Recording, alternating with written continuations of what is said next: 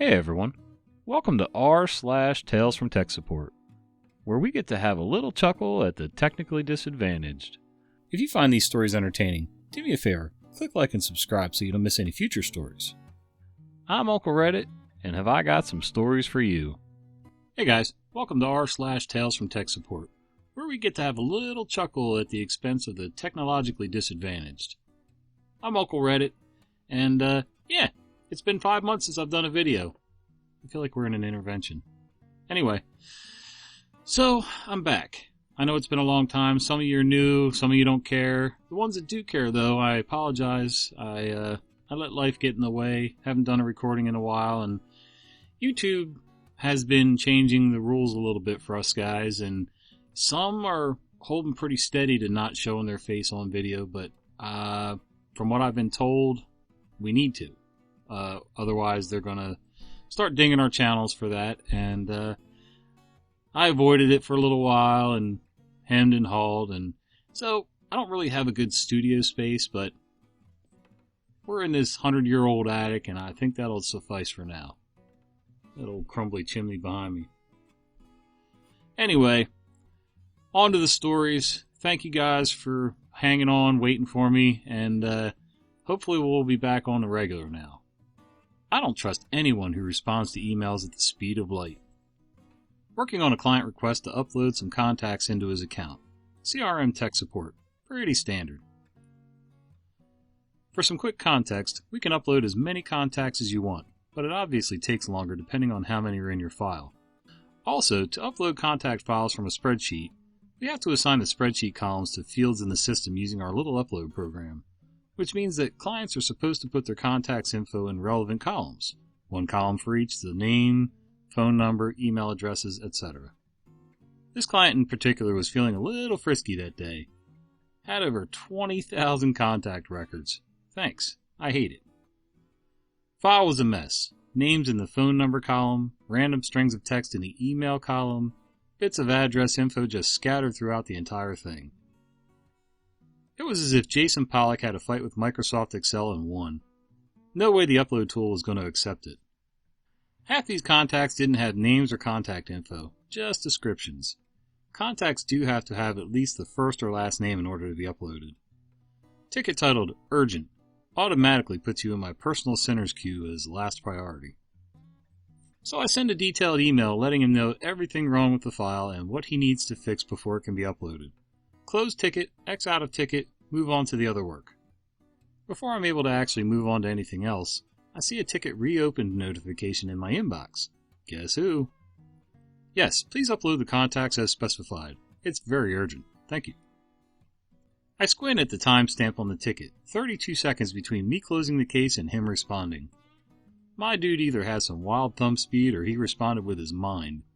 I wait about 30 minutes before replying back with the obligatory per my last email, and copy and paste my response. 30 minutes in the sinner's queue didn't cool him off, as he responded around 25 seconds later. Contacts are exactly how I want them now. Please upload, it's very important. I go to lunch for an hour, return and reply back letting him know that I physically can't upload his contacts until he makes the changes I asked for. 44 seconds later, I looked over the file before I sent it. Everything looks good. I want this uploaded immediately. It's at this point that he goes into level 2 of the sinner's queue while I get other tickets and calls. Level 2 means you might get a reply from me by the end of day. If not, I'll get to you tomorrow sometime. Please find something to do other than refresh your inbox every half second. At some point, Speedy sent in 3 or 4 new tickets to the queue, all just 20, 30 seconds to a minute apart, angsting about his contacts not being uploaded. A coworker of mine finds them and sees that I was already working with him. We chat a bit and she figures she'll respond in hopes of hearing the same thing from 2 different people might knock some sense into him. She also included a screenshot of my email, highlighting the bits detailing the changes we need and the reasons for them. Shockingly, Speedy doesn't respond for 3 whole minutes. Maybe the downs finally kicked in. I did not see that part, I'm sorry. I'll look at this and get back to you. The first line of my email said something along the lines of, "Hi, customer. I was trying to upload your file, but there are a few changes we'll need you to make first." I can only guess that he read this line and just stopped processing inputs altogether. Too long didn't read. Chucklehead prides himself in responding to emails faster than he can mentally process them. Yup, reading is fundamental, boys and girls. You gotta actually read from the start, follow it all the way through to the end. And, I'm not saying I've never been guilty of actually, misreading something or misunderstanding something, but if somebody keeps kicking something back to me, there's usually a good reason for it, so make sure you double and triple check. Oh, I think I found the problem. You have a bad last name. So this is a fun one I got a few days ago. New hire calling in, stating that her starting password did not work. Usually these things can be user error from the end user or the account creation side. Me. Good morning. Thanks for calling IT. This is me. How can I assist you?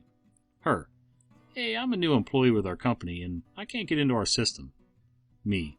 Are you at the Windows login screen or the Citrix login screen? Her. Windows. I pull up her account and find the new hire spreadsheet. It has each new hire, their email, and one-time use password on it. Me. Can you tell me which password you're using? We can't give out passwords over the phone, so I have them tell me their password. For this next portion, I will use fake company names and fake default passwords. Her. Parker 4545%. Me. That's what we have on file. Going to open up an AD and reset it back to that same password in case someone had fat-fingered it. AD gives me an error. Invalid password. Me. Strange. It won't let me use that password for some reason. Trying again. Again, AD tells me invalid password. Strange because this is just a variation of one of many password templates at the company. Me. One moment while I reach out to an admin regarding this. I pulled up Teams and reach out to an account admin. He tried resetting it himself and got the same thing. He pulls in another account admin and gets the same thing. We escalate up to the Exchange admin in case it's an issue with desyncing. He checks everything and he can't figure it out either. This chat is getting larger and larger until the sysadmin joins in. Sysadmin. Well, you see guys, the reason you're unable to reset Mrs. Park's password to Parker 4545% is because it has her last name in it. The chat was silent for roughly 10 seconds, and then was quickly filled with gifs of people stating that they are dumb or gifs of people smashing things into their heads. Me. Mrs. Park? Again, fake name. Her. Yes? Me. We found the issue. Her. Oh, good. What was it? Me. Your last name is Park. We were trying to set your password to Parker, which has your name in it, and that's why it wasn't working. Her. Cackling laughter. Oh my god. That is hilarious. How many people did it take to figure that out, she asked jokingly. Me. Way too many, I said seriously. Yep, sometimes it's the little things that trick us up, boys and girls.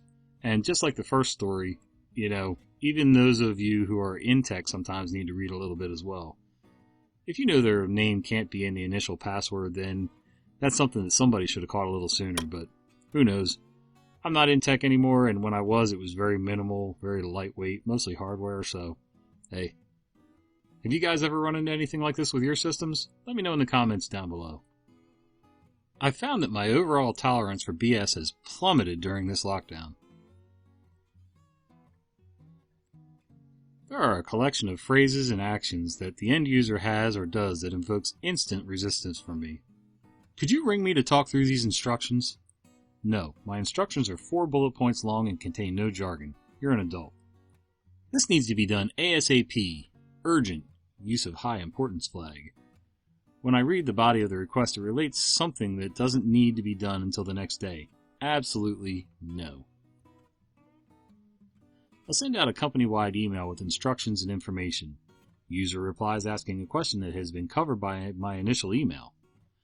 Your email is being ignored. Read the original email, darn it. I'm no good at IT. Well, in that case, don't get a job in IT. I send around company-wide emails regularly stating that any IT issue is to be sent to a group IT email in every instance. Then simply reply to whomever in IT picks it up. Users are not to email individual members of the team to report issues under any circumstances, as they will not be picked up. End user emails me direct to report and gets pissy at me later on that I've not responded. I bet they'd struggle to empty a boot full of water with instructions on the heel. User emails IT.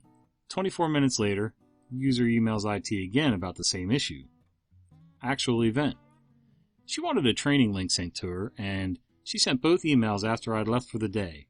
I'd already told her twice to send one email only, and I'd get to it as soon as I could. After this, I went to her head of department. She hasn't spoken to me since. I know you're busy, but... Get in the sea. While I'm moving through the department with purpose, while you're here, I've got something to ask you. Why aren't you in the sea yet? I've followed your instructions and it hasn't worked. I log on, see that they've not followed my instructions at all. I tell them to follow the instructions. This isn't how I usually do it. And bing, it works. It's almost as if your way is crap and my way works. Because I know what I'm doing and you're a stale donut masquerading as a human. Edit. Any email in all caps. Nope, you're shouting. I don't respond to shouting. Is there a problem with the system? Stop asking this question. You clearly have an issue you want to report, so just tell me your issue. So yeah, I understand what this IT tech is saying.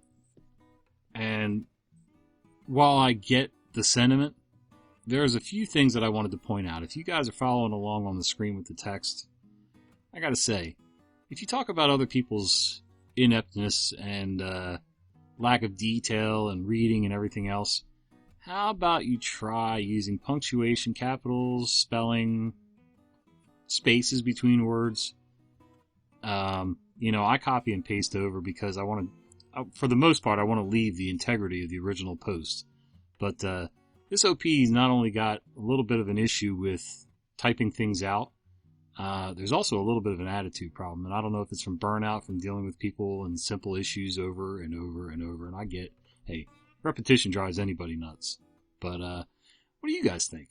Do you think he was overboard with some of this stuff? Or do you think he's dead on with all of it? Or do you think there's a combination in there? Some of it's the tech, some of it's the end user. Let me know in the comments.